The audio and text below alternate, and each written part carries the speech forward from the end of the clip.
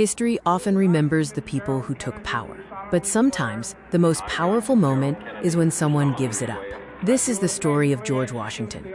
George Washington's decision after the American Revolution quietly shaped the United States forever. After the American Revolution, Washington was more than a hero. He was the man who defeated the powerful British Empire. The entire army respected him, and the people trusted him implicitly. Many believed only he could lead the new nation. In fact, some officers even suggested something shocking. They wanted Washington to become a king. At the time, this idea wasn't crazy. Most nations were ruled by monarchs, and America was extremely fragile.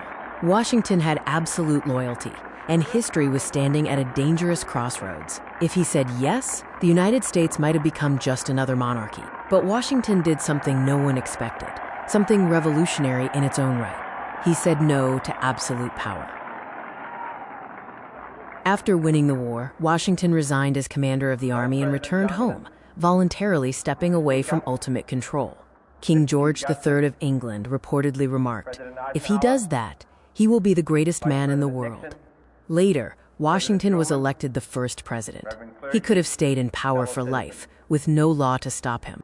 But after 2 terms, he stepped down, voluntarily. No protests, no pressure, just a choice. In his farewell address, Washington warned against division and the dangers of unlimited power. He believed leadership should serve the people, not rule them.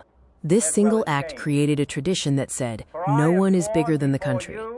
Every peaceful transfer of power in the U.S. traces back to that moment when Washington chose restraint over control.